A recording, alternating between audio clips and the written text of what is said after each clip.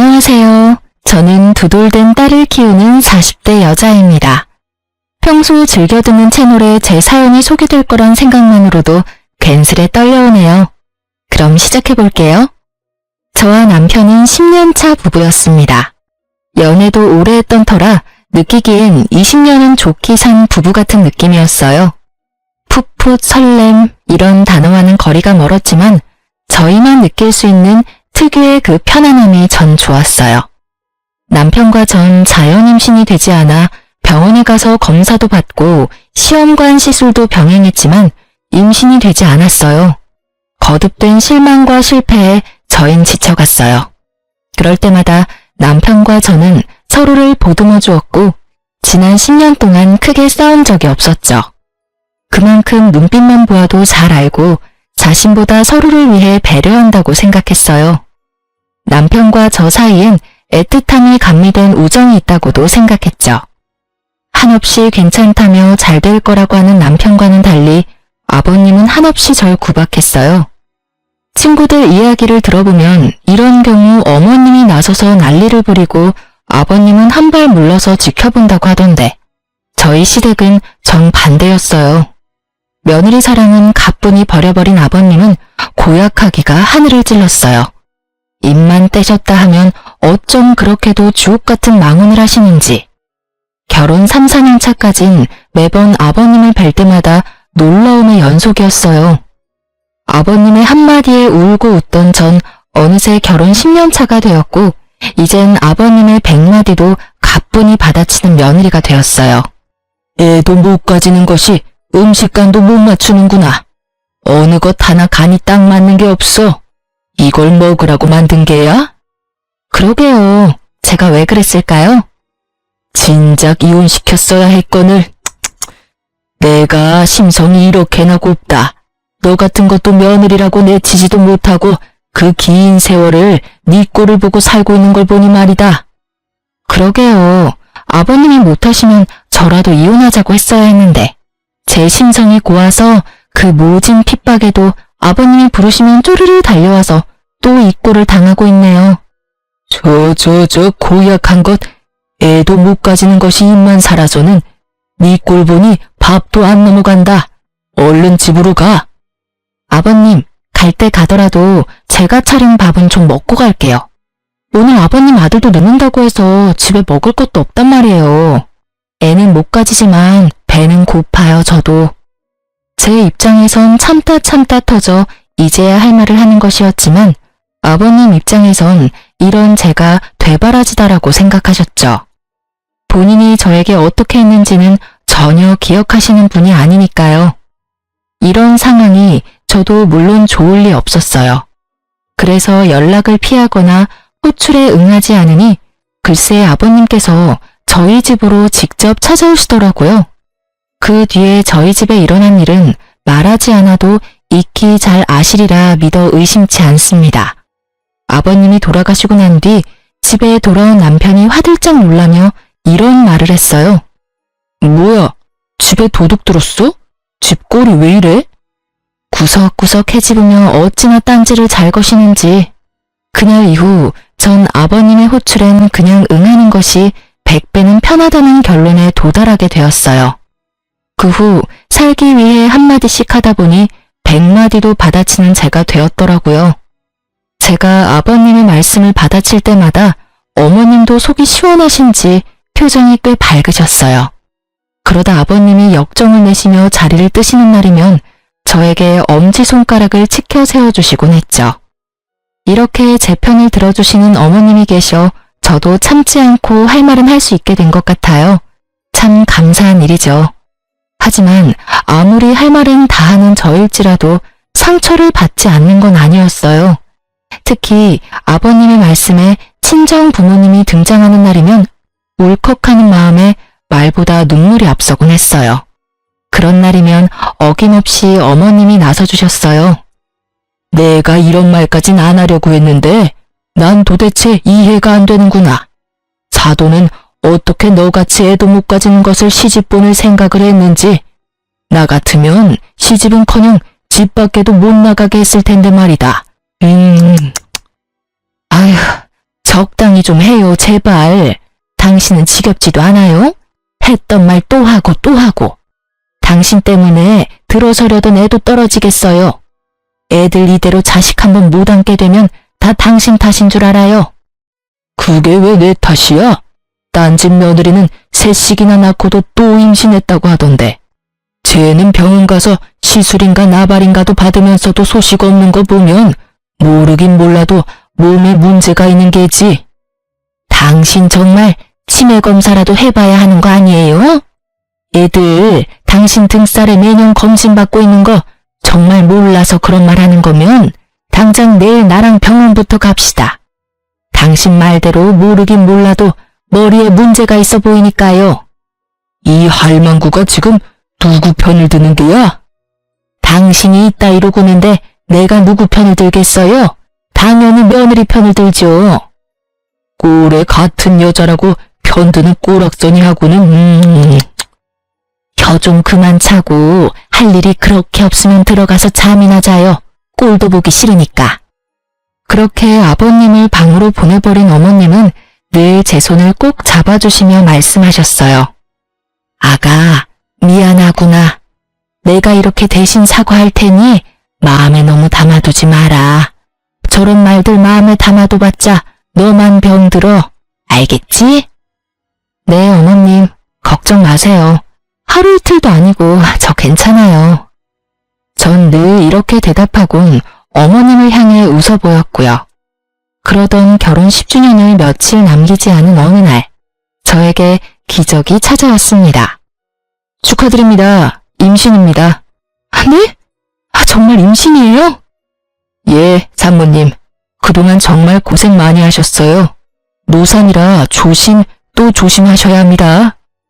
이번에도 당연히 아니겠지 하는 마음에 찾은 병원이라서 더 기뻤어요. 진료실에서 어린아이처럼 방방 뛰고 말았죠. 특히 그 산모님이라는 호칭이 어찌나 좋았는지 몰라요. 병원을 나서는데 그야말로 구름 위를 걷는 기분이더라고요. 전 남편보다 먼저 아버님께 전화를 걸었어요. 아버님의 말씀대로 아기도 못 가지던 것이 드디어 임신을 했다는 사실을 제일 먼저 알려드리고 싶었으니까요. 네가 웬일이냐? 먼저 전화를 다 하고. 아버님, 저 지금 병원에서 나오는 길인데 저 임신했대요. 뭐? 그게 사실이야? 네, 노산이라서 조심하라고 하네요. 그거 말곤 저도 아기도 건강하대요. 심장 소리도 들었는데 신기하더라고요. 그래? 우리 아가 고생 많이 했어. 그래서 지금 병원 앞이냐? 아버님은 민망하지도 않으신지 임신 소식에 말투가 180도로 바뀌셨고 전 그런 아버님의 말투에 웃음이 튀어나오려는 걸 겨우 참으며 답했어요. 네, 택시 타고 가려고 기다리고 있어요. 그럼 조금만 더 기다리거라. 내가 데리러 갈 테니. 네? 아니에요. 병원 오는 날이라 아침 일찍부터 설쳤더니 피곤해서 빨리 집에 가서 눕고 싶어요, 아버님. 그러냐? 그러면 집에 가서 기다리거라. 내가 갈 테니. 혹시나 먹고 싶은 거 있으면 문자 보내놓으렴, 아가. 언제 들어봤는지 이젠 기억도 안 나는 호칭, 아가. 아버님은 저를 아가라 불러주시며 완전히 다른 사람이 되어 저를 대해주시더라고요. 달라도 너무 다른 언행에 당혹스럽기도 했지만 앞으로 펼쳐진 행복한 미래를 생각하니 꼭 나쁘지만은 않았어요. 이제 고생 끝, 행복 시작이라고 생각했던 것도 같아요. 아버님은 그날부터 임산부에게 좋다는 것은 다 사오셨고 어머님은 조금이라도 무리를 하면 안 된다며 집으로 도우미를 불러주셨어요. 그리고 남편은 그동안 고생했다며 울더라고요. 당신 그동안 고생 많았지? 미안하고 고마워. 나만 고생했나 뭘? 당신도 고생했지. 그런데 당신 울어? 눈물이 계속 나네. 어이구, 남자가 울기는. 하긴 그동안 우리 고생한 거 생각하면 남자 여자 상관없이 대성통곡을 하고도 남지 뭐. 여보, 우리 이 아기 세상 밖으로 나올 때까지 잘 지켜주자. 알겠지? 알겠어. 남편과 전 임신 전보다 애틋해졌다고 생각했어요. 그것이 제 착각이라는 걸 금방 알게 되었지만요. 어찌되었든 그때 전 행복했어요. 혹시나 하는 마음에 하루하루가 노심초사였지만 그조차도 행복하더라고요. 뱃속의 아기는 잘 자라주었고 남편이 바빠 함께 검진 간 적이 없다는 것만 빼면 남편에게 불만도 없었고 사이도 좋았어요. 무엇보다 아버님이 너무 잘해주시니 그것만으로도 너무 좋았죠. 그렇게 전 결혼 생활 10년을 통틀어 가장 행복한 시간을 보내고 있었어요. 제 행복이 끝나던 날은 뱃속의 아기가 딸이라는 소식을 들은 날이었어요. 전 전화를 기다리고 계실 아버님께 전화를 걸었어요. 아버님, 저예요. 뭐래니? 아들이지? 그치? 그게요, 그게 말이죠. 딸이래요. 뭐? 딸이래요, 아버님.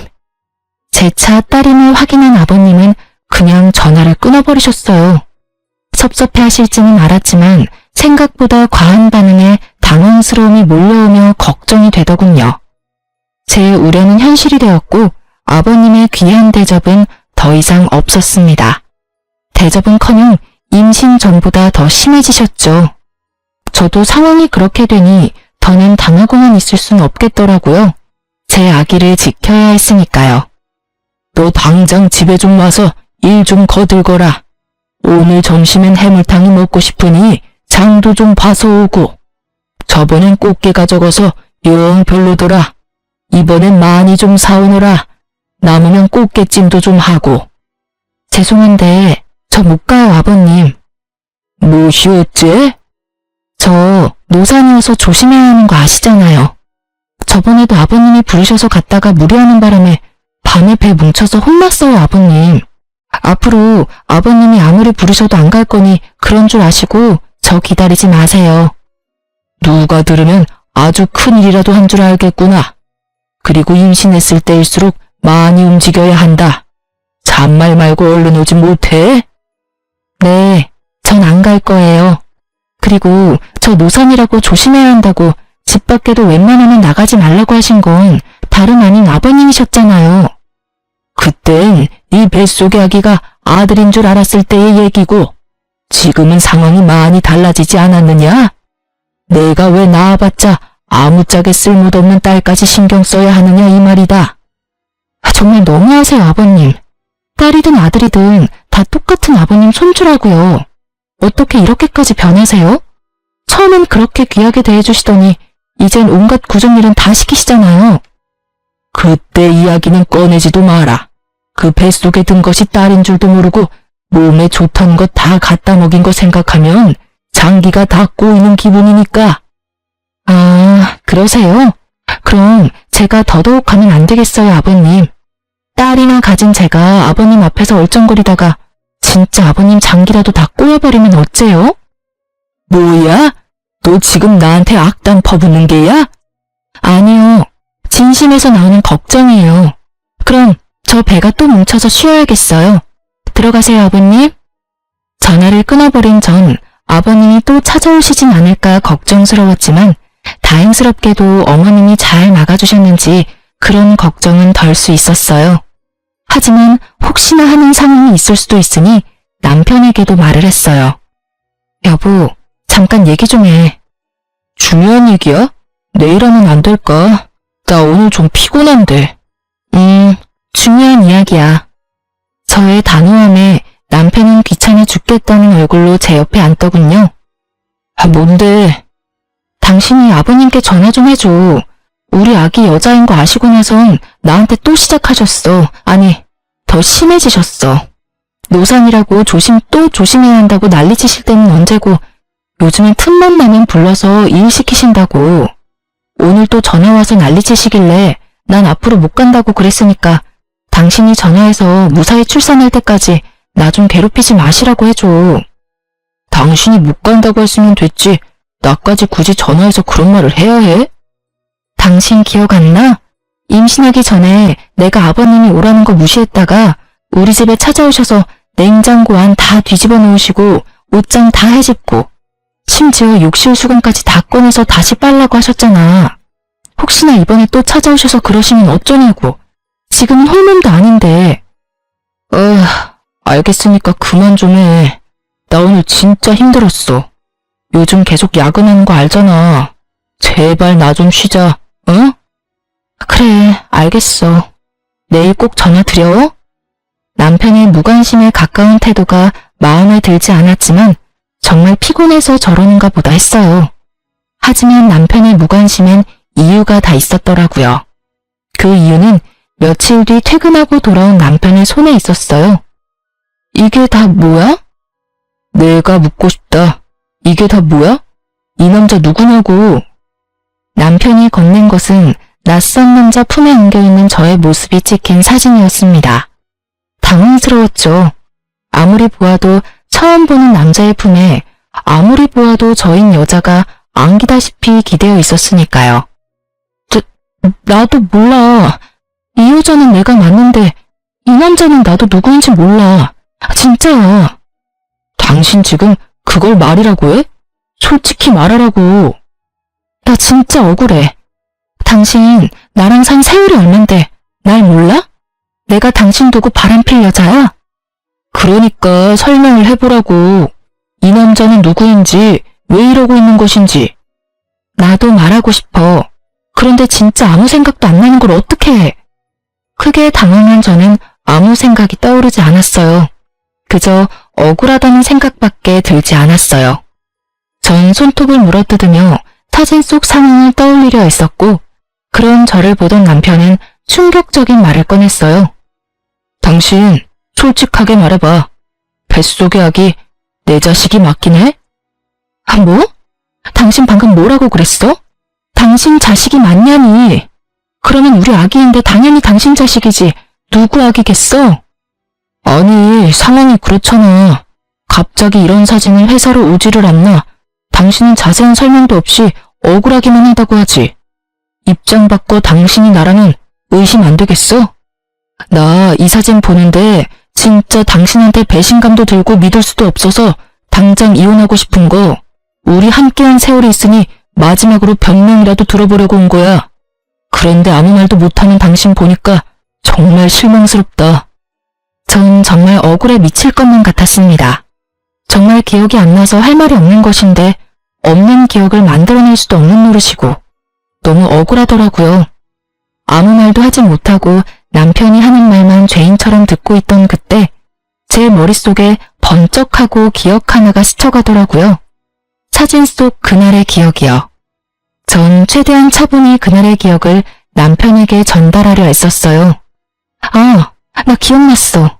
그날 어머님이 편찮으시다니 연락받고 식사라도 챙겨드려야겠다 싶어서 장보고 나오던 길이었는데 그 남자랑 부딪혔어. 그 바람에 장본 걸 다 떨어뜨렸고 급하게 줍고 일어나는데 갑자기 너무 어지러운 거야. 당신도 알잖아. 나 임신하고 빈혈 심해진 거. 내가 갑자기 비틀거리니까 그 남자가 부축해주더라고. 나도 너무 어지럽고 쓰러질 것 같아서 모르는 사이에 기댄 것 같은데 그 타이밍에 이런 사진이 찍혔나 봐. 그러고 나서 그 남자가 가방에 임산부 배지를 보고선 날 부축해서 택시 타는 곳까지 데려다 주더라고. 정말 그게 다야. 남편은 헛웃음을 지어 보였지만 사진의 진실은 이것이었어요. 심지어 제가 그 남자에게 기대었다는 것도 사진을 보고 알았을 정도로 찰나의 순간이었고요. 저의 설명에도 남편의 눈빛은 차가웠고 저는 지은 죄도 없는데 괜히 남편의 눈치를 살피고 있었어요. 그 순간 남편의 입에선 단 한 번도 상상할 수 없는 말이 흘러나오더라고요. 우리 이혼하자. 뭐? 이혼? 당신 진심이야? 나 당신 못 믿겠어. 지금 당신이 하는 말 다 거짓말 같고 당신 뱃속에 있는 아기도 의심스러워. 당신 내 성격 알지? 한 번 아니면 끝인 거. 지금이 그래. 이미 당신을 의심하기 시작해버렸고 쉽게 돌릴 순 없을 것 같아. 여보, 진짜 아니라니까. 내가 어떻게 해주면 믿을래? 그래, 유전자 검사라도 해줘? 그럼 되겠어? 다 오해라잖아. 이런 일로 우리가 이혼한다니 그게 말이나 된다고 생각해? 그 뒤로도 저는 남편을 설득했지만 소용없더라고요. 남편은 확고했고 저의 애원에도 단호하게 뿌리친 남편은 간단한 짐을 챙겨 집을 나가버리더라고요. 믿기지 않는 상황에 눈물도 나지 않았어요. 고작 이런 사진으로 17년 세월이 물거품이 되어버렸다는 사실이 아무리 생각해도 믿기지 않았으니까요. 전 뜬 눈으로 밤을 지새웠고 시부모님의 도움을 구해보고자 시댁으로 향했어요. 대문 앞에선 저는 크게 심호흡했어요. 어떻게 말을 꺼내야 할지 모르겠더라고요. 숨을 고른 전 벨을 눌렀고 인터폰을 통해 아버님의 목소리가 들려왔어요. 누구세요? 저예요, 아버님. 문 좀 열어주세요. 문은 열리지 않았고 대신 아버님이 나오셨어요. 손에 물이 가득 담긴 대야를 든 아버님이요. 지금 뭐 하시는... 아버님은 대야 가득한 물을 저에게 들이부으셨고 전 그야말로 물에 빠진 생쥐꼴이 되었어요. 갑작스러운 물벼락에 깜짝 놀란 제가 소리를 지르니 아버님이 더 큰 소리로 호통을 치더라고요. 여기가 어디라고 찾아와? 네, 다 들었다. 어디 감히 네가 주제도 모르고 바람을 피워? 아버님, 그게 오해예요. 10년을 보셨으면서 모르시겠어요? 난 모른다. 그러니 썩 꺼져. 한 번만 더 찾아오면 물이 아니라 오물을 뿌려버릴 테니 찾아올 생각은 하지도 마라. 저런 배은망덕한 것 같으니라고. 아버님! 저는 애타게 아버님을 불러보았지만 아버님은 참 냉정히도 들어가 버리시더라고요. 진짜 딴 남자한테 견눈질이라도 준 적이 있었다면 이렇게 억울하진 않았을 텐데. 오해에서 비롯된 상황 때문에 물벼락까지 맞아버리니 말 그대로 미치고 팔짝 뛰겠더라고요. 전 그대로 남편의 회사로 찾아갔고 회사 앞에서 웃으며 나오는 남편과 마주할 수 있었어요. 처참한 몰골의 저와는 달리 밝게 웃는 남편을 보는데 배신감이 확 밀려오더라고요. 쫄딱 젖은 저를 발견한 남편은 밝았던 표정은 온데간데 없어지고 잔뜩 굳은 표정으로 저를 인적 드문 골목으로 데리고 갔어요. 지켜보는 눈이 사라졌다 싶으니 저를 잡았던 손을 신경질적으로 놓고는 말을 꺼냈어요. 당신 제정신이야? 회사 앞에 찾아오면 어떻게 해? 그것도 이 꼴을 하고선 누구 개망신 주려고 작정한 거야? 도대체 생각이 있어 없어? 당신은 지금 당신 망신당할 걱정밖에 안 돼? 내가 어쩌다 이렇게 홀딱 젖었는지 우리 아기는 괜찮은지 그런 걱정은 전혀 되지 않는 거야? 내가 바람 피운 당신이랑 누구 자식인지도 모르는 아기 걱정까지 하길 바라는 거야? 나한테 너무 과한 걸 바라는 거 아니야? 오해라고 했잖아. 아니라고. 난 정말 아니라니까? 당신 이러는 거 진짜 사람 질리게 하는 거 모르지? 뭐? 사실 이젠 그 사진이 오해든 아니든 상관없이 당신이란 여자랑 더 못 살 것 같아. 부부 사이에 믿음이 없는데 어떻게 같이 살아? 몸도 무거운데 괜히 고생하고 다니지 말고 그냥 이혼해. 마지막 부탁이야. 그럼 나 가볼게. 남편과 저 사이엔 그래도 우정 정도는 남았겠지 했는데 냉정하게 돌아서는 남편을 보니 저도 오만정이 떨어지더라고요. 그러면서 모든 상황이 받아들여지며 그제야 눈물이 나기 시작했어요. 전 그대로 주저앉아 배를 감싸 안고 울었어요. 저보다 아기가 더 불쌍해 눈물이 멈추지 않더라고요. 하염없이 울고만 있던 그때 어떤 남자가 다가왔어요. 전 인기척에 고개를 들었고 그 남자의 얼굴을 확인하는 순간 자리에서 벌떡 일어설 수밖에 없었어요. 그 남자는 바로 사진 속 그 남자였어요. 맞죠? 그때 저 도와주셨던 분 맞으시죠? 네, 맞긴 한데 움직일 수는 있으시죠? 괜찮다면 여기서 먼 곳으로 가서 드릴 말씀이 있는데 괜찮으실까요? 네. 저도 부탁드릴 게 있어요. 가시죠. 저와 그 남자는 택시를 타고 남편의 회사에서 꽤 떨어진 카페에 도착했고 그곳에서 전 충격적인 이야기를 들을 수 있었어요. 정말 죄송합니다. 전 진짜 일이 이렇게까지 될지 모르고 성 부장님이 시키는 대로 했을 뿐인데 정말 죄송합니다. 죄송하다니요? 그리고 성 부장님이라면 저희 남편이요? 네, 그게 부장님께서 사모님 골탕 좀 먹이려고 그런다고 사진 몇 컷만 찍혀주면 된다고 하셔서 그런 짓까지 하게 됐습니다. 기껏 골탕이나 먹이려고 이런 짓까지 해야 하나 싶기도 했지만 부탁만 들어주면 승진은 보장된다는 부장님 말씀에 깊이 생각하지 못하고 사모님께 큰 잘못을 저질렀어요. 정말 죄송합니다. 그러니까 남편이 부탁해서 일부러 저한테 접근하셨단 말씀이세요? 네. 저희 남편이 왜요? 도대체 저희 남편이 왜 저한테 그런 짓까지 하는 말이에요? 그게... 그 뒤에 안 사실인데 알고 보니 성 부장님 저희 회사 신입사원이랑 바람을 피우고 계시더라고요. 저도 정말 몰랐어요. 우연히 두 사람 손잡고 가는 모습을 보고 저도 정말 많이 놀랐어요. 그래서 어떻게 해야 하나 고민하는 와중에 오늘 사모님 모습을 보는데 이대로는 안 되겠다 싶어서 말씀드리게 됐어요. 정말 죄송합니다. 갑자기 변한 남편의 태도가 모두 이해가 되며 퍼즐이 완성된 느낌. 남자의 말에 의하면 남편과 상간녀의 관계는 제가 임신하기 전부터 시작된 것 같다고 했어요. 상간녀는 당연히 남편이 유부남인 걸 알고 시작했고 회사 내에서 두 사람의 관계를 아는 사람은 본인뿐이라고 하더라고요. 남편과 상간녀는 남자가 아는 줄은 전혀 모르고요. 말을 듣는데 제가 임신 사실을 알렸을 당시 남편이 흘렸던 눈물이 생각나더라고요. 그리고 알게 되었죠. 그 눈물은 기쁨이 아니라 슬픔이라는 사실을요. 아무리 상간녀가 좋아 죽을 것만 같아도 그렇지 어떻게 뱃속에 아기까지 부정하며 저를 모함할 수가 있는지. 제가 알던 남편의 모습과는 달라도 너무 다른 모습에 충격이 컸어요. 하늘이 무너진다는 기분이 이런 기분인가 싶었어요.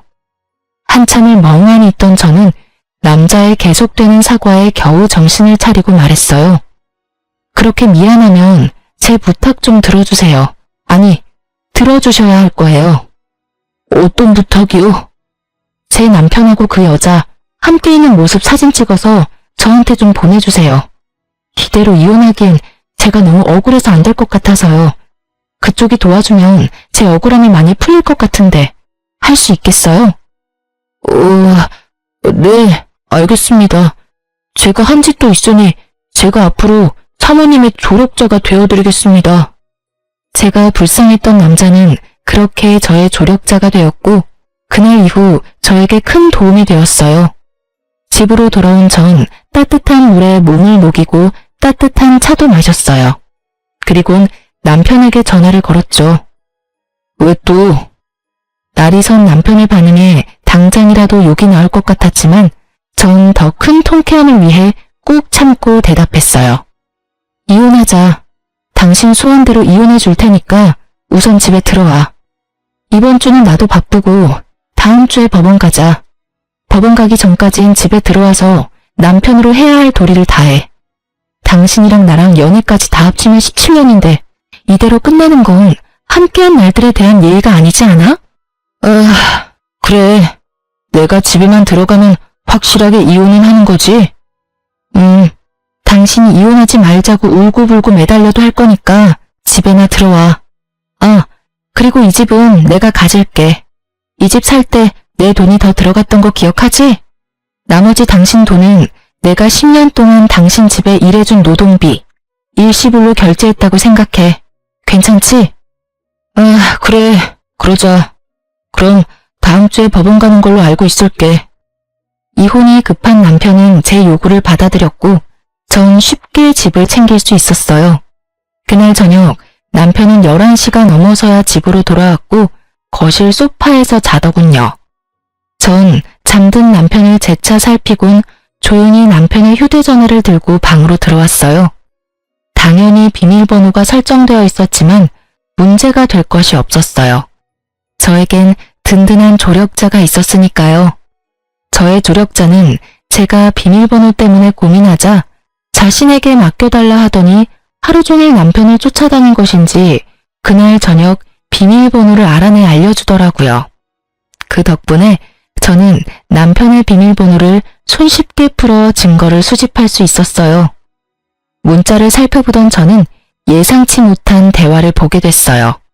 그것은 남편과 아버님의 대화였는데 내용이 충격 그 자체였죠.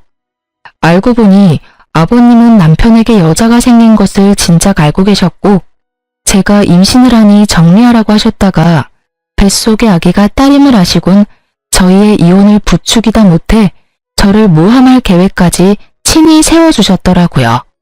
대화를 나눈 시간을 보니 주로 어머님이 주무실 때였고 통화는 주로 어머님이 문화센터에 계실 시간에 한 것을 보아하니 오로지 두 사람의 계획임을 알 수 있었죠.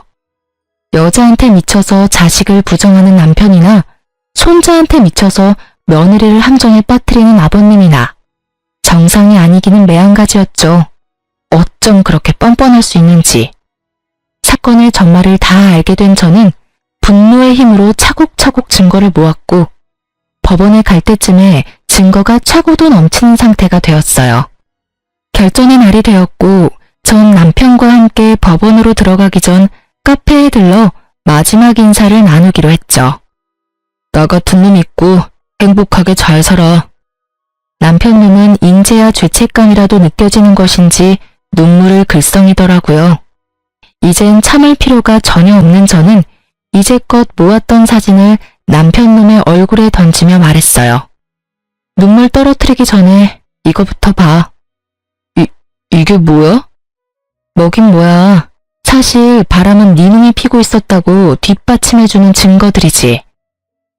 그게 무슨 말이야. 바람이라니. 말도 안 되는 소리 그만하고 이제 법원 가자.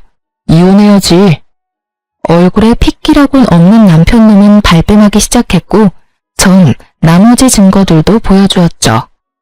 이건 너랑 그 여자랑 나눈 대화. 이건 네 사진첩에 있던 두 사람의 다정한 모습. 이건 너랑 네 아버지가 나눈 대화.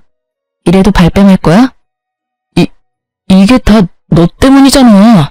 그러게 10년 동안 안 되던 임신이 왜 갑자기 돼서는 날 이렇게까지 하게 만들어? 그냥 임신을 이유로 이혼하게 됐으면 얼마나 좋았냐고. 왜 임신으로 내 발목을 잡냐고. 사실 진심 어린 사과를 했다면 위자료만 받고 이혼해 주려고 했어요. 17년이란 세월이 저의 마음을 약하게 만들었거든요.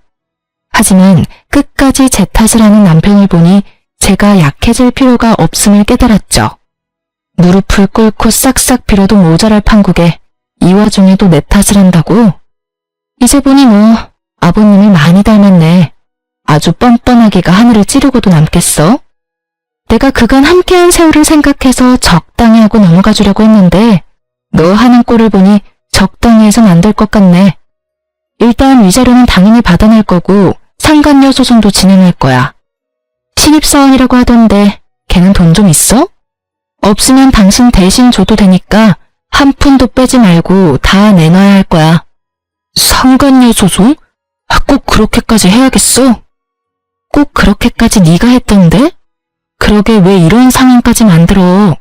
차라리 솔직하게 말했으면 이런 상황까진 오진 않았을 텐데. 어찌되었든 네가 원하는 이혼은 해줄 테니 돈 아끼지 말고 전부 내놔. 남편은 저의 뜻대로 다 해줄 수밖에 없었고 그렇게 전 성공적으로 이혼을 할 수 있게 되었어요.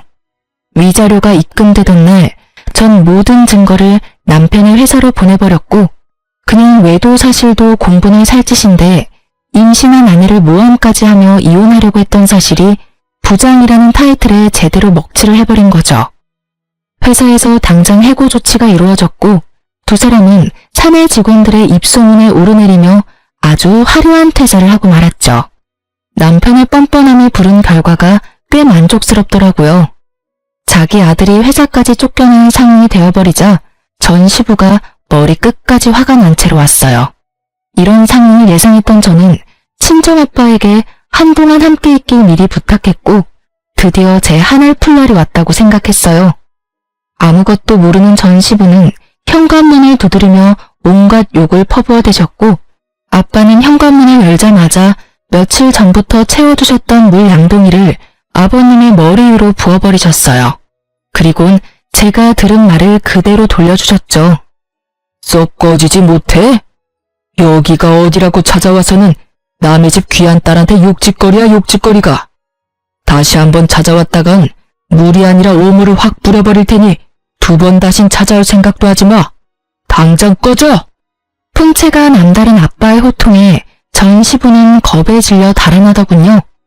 얼마나 무서우셨으면 발이 꼬여 2번이나 넘어졌는데도 벌떡 일어나 꽁지 빠지게 도망가시더라고요.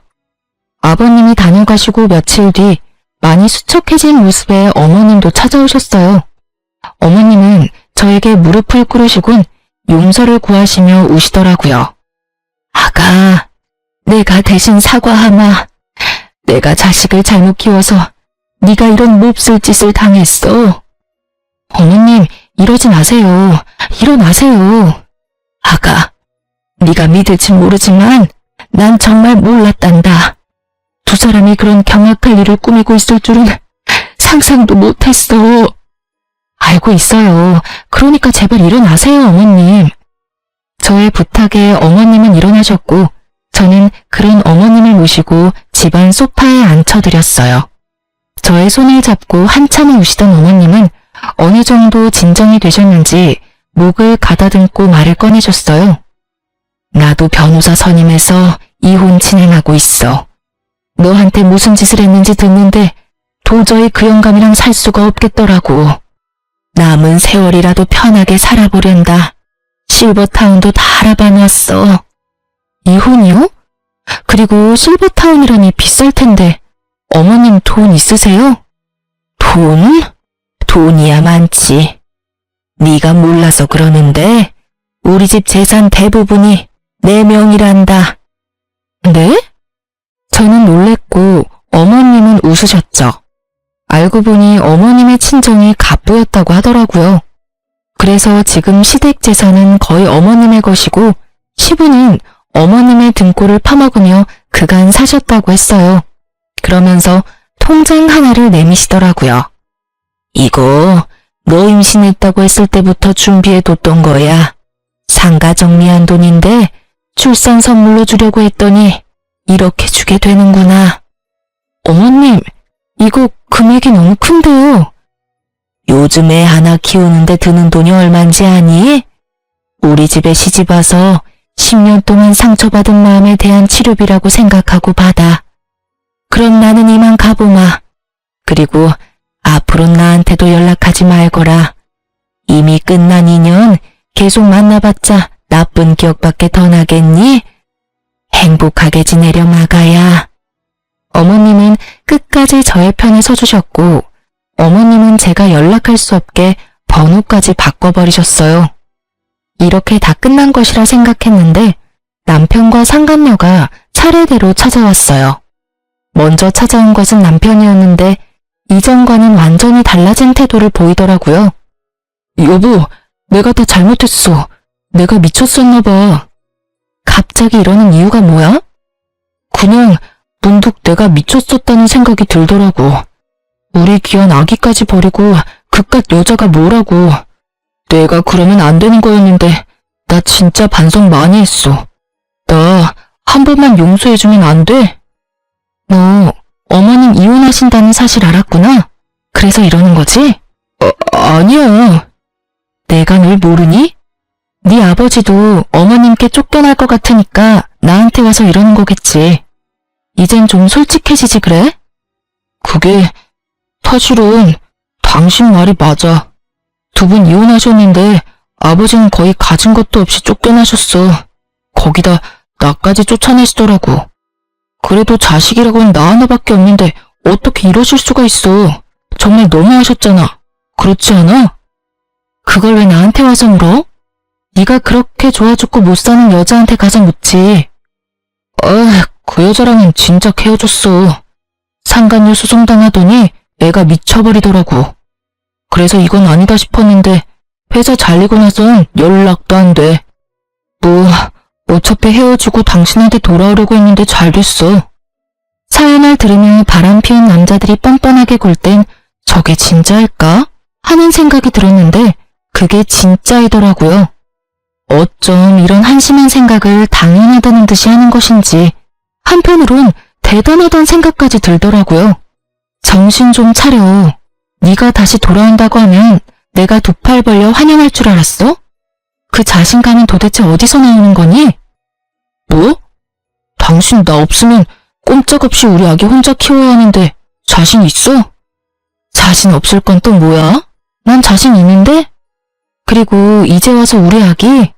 네 자식 아니라고 할 때는 언제고 어디 뻔뻔하게 아기를 내세워. 나 진짜 침이라도 뱉고 싶은 걸 겨우겨우 참고 있거든? 그러니까 당장 좀 꺼져. 태교에 엄청나게 방해되니까. 뭐? 꺼져? 웃기지 마. 나 당신이 허락할 때까지 한 발짝도 안 뗄 거니까. 잊지 마. 여긴 내 집이야. 그리고 나 지금 경찰에 신고할 거거든? 질질 끌려가도 괜찮으면 계속 있어. 난 상관없으니까. 전 남편이 보는 앞에서 112를 눌렀고 남편은 겁이 나는지 걸으며 나 살리라고 하고 도망가더라고요. 어쩜 도망치는 꼴이 전시부와 똑같은지 피는 못 속인다라고 생각했네요. 그렇게 전 남편을 보내고 나니 그 다음엔 상간녀가 찾아왔더라고요. 사실 회사로 증거를 보낼 때 상간녀의 집과 그 부모님들이 일하는 학교로도 증거를 보냈었어요. 상간녀의 집은 교육자 집안이었는데 듣기론 이런 구설수를 제일 기피한다고 들었던 터라 고민 없이 증거를 보냈어요. 상간녀의 죗값은 그 부모가 알아서 주길 바랬으니까요. 저의 뜻대로 된 것인지 저를 찾아온 상간녀의 몰골은 엉망이었어요. 여긴 무슨 일이죠? 사모님, 제가 정말 잘못했어요. 저 부장님이랑 헤어졌어요. 그러니까 저 한 번만 용서해 주시면 안 될까요? 용서? 내 용서가 필요해서 여기까지 찾아왔니? 그게 사실은요. 계속해서 말끝을 흐리는 상간녀에게 전 단호하게 밀어붙였어요. 시간 끌지 말고 본론만 해. 그게 사모님이 저희 부모님 좀 만나주시면 안 될까요? 만나서 다 오해였다고 말씀 한 번만 해주시면 안 될까요? 뭐? 저 회사에서도 잘리고 집에서도 쫓겨났어요. 친구들 사이에서도 소문이 퍼져서 갈 데도 없다고요. 사람 하나 살리는 셈치고 저희 부모님 만나서 사모님이 저랑 부장님 사이 오해했었다고 한마디만 해주시면 안 될까요? 말도 안 되는 부탁을 하는 상간녀를 보는데 헛웃음이 나더라고요. 남편이나 상간녀나 생각이 어쩜 이렇게도 없는지. 그야말로 뻔뻔한 환상의 커플이다 싶었어요. 야, 생각을 좀 해봐. 내가 그런 부탁을 들어줄 것 같아? 제발요. 제가 이렇게 빌게요.